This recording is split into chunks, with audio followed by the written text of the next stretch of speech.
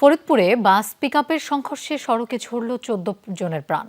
প্রাথমিকভাবে পুলিশ জানায় পিকআপের অতিরিক্ত গতির কারণেই এই দুর্ঘটনা। প্রত্যক্ষদর্শী ও স্থানীয়দের দাবি, সড়কে গর্ত উঁচু নিচু থাকায় প্রতি বছরই এখানে দুর্ঘটনা হয়। কেউ আবার বলছেন সড়কের ৩ কিলোমিটার জায়গা জুড়ে আছে অলৌকিক কিছু। ফরিদপুরের সহকর্মী তরিকুল ইসলাম হিমেলকে সাথে নিয়ে আরো জানাচ্ছেন রাব্বি সিদ্দিকী, আর ক্যামেরায় ছিলেন শিপন আহমেদ।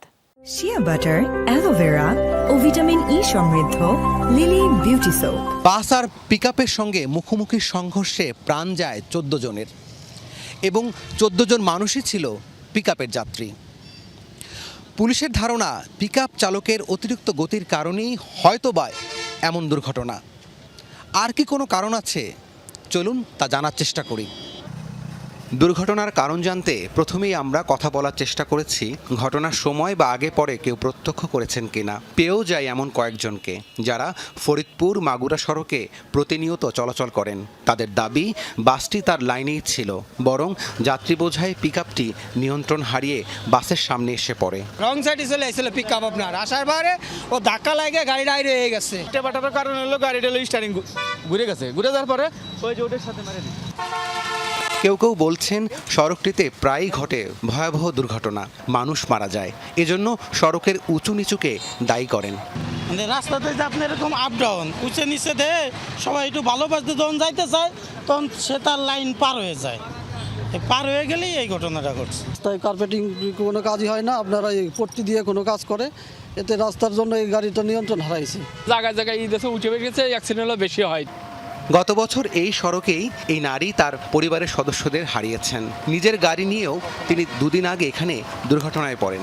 ঠিক একটা বছর আগে এই রাস্তায় মারা গেল।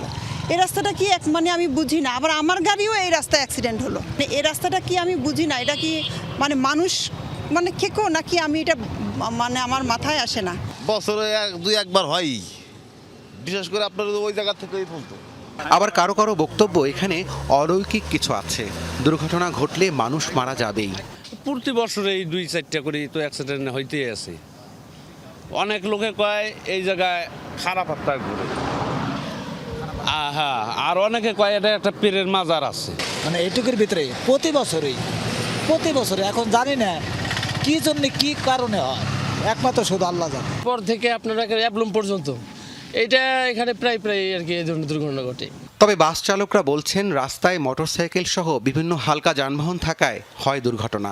রাস্তা তো উঁচু নিচে তো আছেই, তারপরেও আপনার হচ্ছে যে রাস্তা দেখেন যে আপনি ইজি বাইক, ভ্যান, রিক্সা, বাইসাইকেল, আপনার কয় ফুট রাস্তা, তার ভিতরে আমাদের এই পরিবহন গাড়ি সার্ভিস দিতে হয়। বিশেষ করে বাইক টাইকগুলোতে বেশি সমস্যা বেশি করে।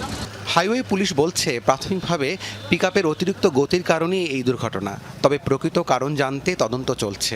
আমরা বাসটাকে কিন্তু তার প্রপার ট্র্যাকেই পেয়েছি, অ্যাক্সিডেন্ট পরবর্তীতে আমরা যেটা পেয়েছি।